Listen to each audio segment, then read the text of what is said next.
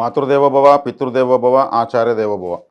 శ్రీ క్రోధినామ సంవత్సరం డిసెంబర్ మాసం మాస ఫలితాలు మనము ఈ వీడియోలో భాగంగా చెప్పుకుంటున్నాము.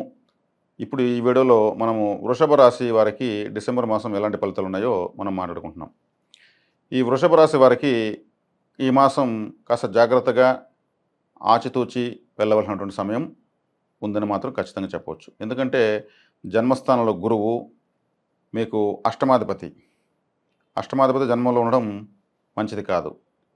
ఆయన మీకు ఫలితాన్ని పూర్తిగా ఇవ్వకపోగా మీ రాశ్యాధిపతి అయినటువంటి శుక్రుడు మీకు భాగ్యస్థానమందు సంచరిస్తున్నాడు. భాగ్యస్థానం సంచరిస్తూ అంగారకుడి చేత వీక్షించబడుతున్నాడు.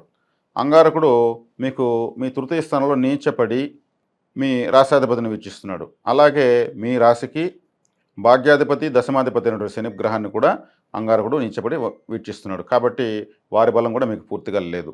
తదుపరి మీకు రవిగ్రహము సప్తమ స్థానము అష్టమ స్థానంలో సంచారం జరుగుతుంది. మీకు చతుర్థాధిపతి. మరి ఈ రవిని కూడా మీకు ఆయన ఒక విధంగా అర్ధశుభుడని చెప్పచ్చు. రవి ఆయన కూడా గురుగ్రహం వీక్షిస్తూ ఉంది. బుధుడితో కలిసి ఆయన 17వ తేదీ నుంచి ధనుసు రాశిలోకి వెళ్తాడు. బుధుడు మీకు వృశ్చికంలోనే సంచరిస్తున్నాడు. ఆయన వక్రించి సంచరిస్తున్నాడు. అంటే మీకు ద్వితీయ పంచమాధిపతి. ఇక కేతువు మీకు 5వ ఇంట, రాహువు లాభస్థానంలో. అంటే శని శుక్ర బుధ బలాలు పూర్తిగా లేనట్లే మీకు. అంటే మీ రాశ్యాధిపతి షష్టాధిపతి, ద్వితీయాధిపతి పంచమాధిపతి, భాగ్యాధిపతి దశమాధిపతి బలాన్ని కోల్పోయారు. ఎలా అంటే మీ ద్వితీయ పంచమాధిపతిని రవి గురువులు నియంత్రించడము, మీ రాశ్యాధిపతిని కుజుడు నియంత్రించడము, మీ భాగ్య దశమాధిపతి అయిన శనేశ్వరుడిని కూడా కుజుడు నీచపడి వీక్షించి నిరోధించడము. ఇక్కడ ఫలితాన్ని మనం పూర్తిగా ఆశించలేం. మీరు ఆచితూచి అడుగులు వేయాలి. ఆవేశాలకు వెళ్ళకూడదు. పంతాలకు పట్టింపులకు పోకూడదు.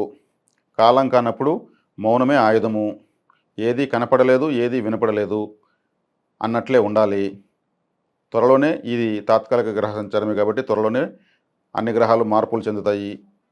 మీకు అనుకూలమైన గ్రహాల యొక్క బలం మీకు ఖచ్చితంగా తొందరలోనే వస్తుంది. అప్పటి వరకు మీరు ఆచితూచిపోవడమే చాలా శ్రేయస్కరం. మీకు వ్యక్తిగత జాతకంలో ఏదన్నా మంచి దశ జరుగుతూ ఉంటే తప్పితే జాతకంలో కూడా బలహీన దశ జరుగుతూ ఉంటే చాలా ఇబ్బందికరంగా ఉంటుంది. పంచమ స్థానంలో కూడా కేతువు, అదృష్ట స్థానం కులదైవ స్థానంలో కూడా కేతువు ఉన్నాడు. కాబట్టి మీరు ఏది ప్రయత్నించినో అదృష్టం అనేది ఉండదు. కేతువు అంటే అన్నీ కట్ చేస్తాడు కాబట్టి. కానీ మీకున్న అదృష్టం ఏ మూలనో కూడా భగవంతుడు పెట్టే ఉన్నాడు. ఎన్ని ఒడిదుడుకులున్నా, ఎన్ని పరిస్థితులు మీకు వ్యతిరేకంగా ఉన్నా, మీరు నడి సముద్రంలో ఉన్నా, నేనున్నాను అంటూ ఒకే ఒక్క అనుగ్రహ దేవత మీకోసమే ఉన్నాడు. ఆయన ఎవరో కాదు, రాహు భగవానుడు. ఆయన మీ లాభస్థానంలో ఉంటూ ఏ గ్రహానికి, మీ రాశికి వ్యతిరేకమైనటువంటి గ్రహాలకు ఏ గ్రహానికి దొరకకుండా లాభస్థానంలో ఆయన విశేష బలవంతుడుగా అక్కడ ఉన్నాడు ఆయన. ఇంకా ఇప్పుడు నేను చెప్పినవన్నీ ఈ వ్యతిరేకతలన్నిటి కూడా బలాదూర్. ఎవరు ఎన్ని చేసినా విజయం మీదే. వృషభ రాశి వారికి ఇప్పుడు నేను చెప్పిన రాహు బలమే లేకపోతే మీరు నిజంగా దురదృష్టవంతులే. అదృష్టం ఎక్కడుందంటే మీకు రాహు రూపంలో ఉంది.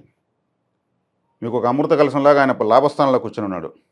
ఏ గ్రహానికి చిక్కలేదు. రాహు అంటేనే బ్రహ్మాండం, రాహు అంటేనే కలియుగం. కలియుగానికి అధిపతే రాహు, యుగాధిపతే మీకు లాభంలో ఉన్నాడు. చేయని వీళ్ళందరూ ఇబ్బందులు చేయని, ఏమేమి చేస్తారో చేయని. ఫైనల్గా మీకు షార్ట్ కట్ మెథడ్, మీకు దగ్గర దారి, చివరి క్షణంలో మిమ్మల్ని ఆదుకునేటువంటి ఒక మిత్రుడి రూపంలో ఆయన మీ రాశికి ఉన్నాడు. కాబట్టి వ్యతిరేక గ్రహ ఫలితాలు ఎన్ని ఇబ్బందులు పెట్టినా, మీరు ఇబ్బంది మీకు కలిగినా, చివరికి విన్నింగ్ షాట్ కొట్టేది మాత్రం మీరే. దీంట్లో ఎటువంటి సందేహం లేదు. కాబట్టి వృషభ రాశి వాళ్ళు నిశ్చింతగా ఉండొచ్చు. కానీ మీరు నేను చెప్పాను కదని, మీకు టైం బాగుంది కదని మనం రైలుకి ఎదురుగా వెళ్తామా? వెళ్ళం. జాగ్రత్తగానే ఉండాలి. మరీ ఏమరపాటపోతే కూడా అతి విశ్వాసం కూడా మనకు పనికిరాదు. కాబట్టి మనల్ని ఒకే ఒక్క మార్గం రాహుగ్రహమే. మరి రాహుగ్రహాన్ని ఇంకా బలపరుచుకోవాలి మనం. ఆయన మనకు సపోర్ట్ చేస్తున్నాడు కాబట్టి ఆయనకి మనం సపోర్ట్ చేయాలి. ఆయన యొక్క బలాన్ని ఇంకా ఎక్కువ తీసుకోవాలి. రాహుగ్రహం అంటేనంటే ఆయన ఆయన తెలివితేటలు ఇంక సృష్టిలో ఎవరికి లేవు, ఎవరికి లేవు. ఈ సృష్టిలో అత్యంత తెలివైన వ్యక్తి రాహువే.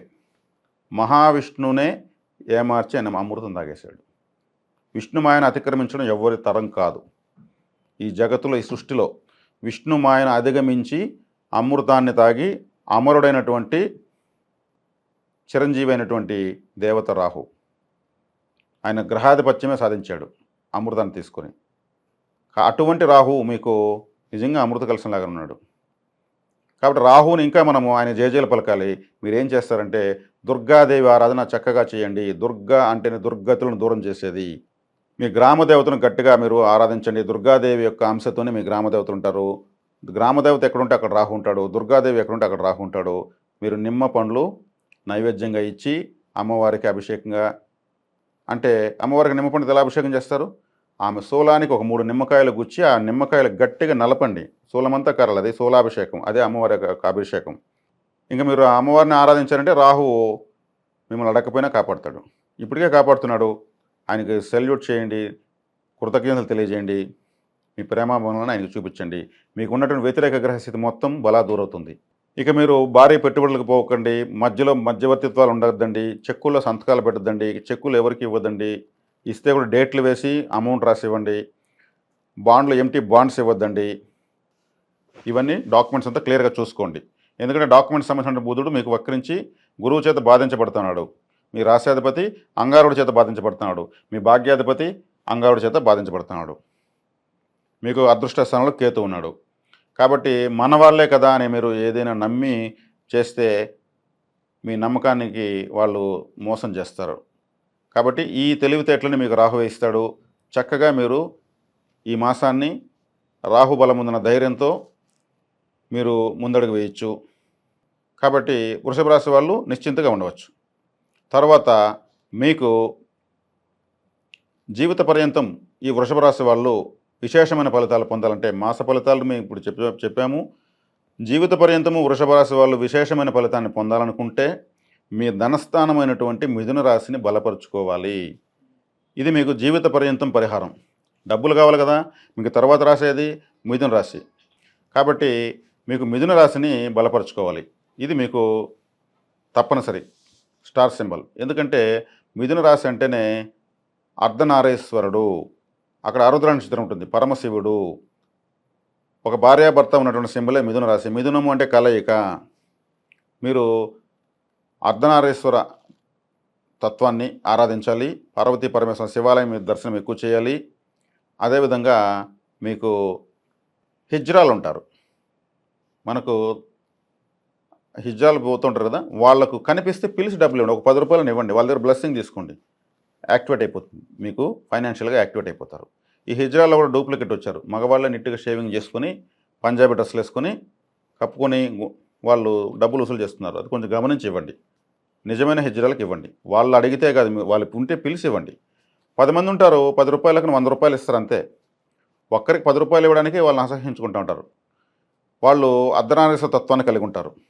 వాళ్ళని హేళన చేయకూడదు. వాళ్ళు కానీ శాపం పెట్టారంటే, మరి వృషభ రాశి వాళ్ళని శాపం పెడితే చాలా మీకు తీవ్రమైన దోషం తగులుతుంది. వాళ్ళ దగ్గర ఆశీర్వాదం తీసుకుంటే మీకు కాని పని అంటూ ఉండదు. ఇది నిజం. మరి అమావాస్య రోజు ఇచ్చారంటే ఇంకా మీకు తిరిగేలేదు. కాబట్టి మీ వృషభ రాశి వాళ్ళు అర్ధనారీశ్వర తత్వమైనటువంటి శివపార్వతుల ఆరాధన, మనకు సమాజంలో తిరుగుతున్న హిజ్రాల యొక్క ఆశీర్వాదము, వాళ్ళకు మనం వాటర్ ఇవ్వచ్చు, బిస్కెట్లు ఇవ్వచ్చు, లేదంటే డబ్బులు ఇవ్వచ్చు, వాళ్ళ దగ్గర బ్లెస్సింగ్ తీసుకోవచ్చు. ఇది ప్రకృతి పరిహారం. దేవతా పరిహారం పార్వతీ పరమేశ్వరుల యొక్క ఆరాధన. చక్కగా ఈ పరిహారాన్ని మీరు జీవిత పర్యంతం చేసుకోవచ్చు. చక్కగా మీకు డబ్బులకు సంబంధించి లిక్విడ్ క్యాష్ ఫ్లోటింగ్ బాగా పెరుగుతూ ఉంటుంది. మీరు ఆచరించి చూసుకోవచ్చు. స్వస్తి.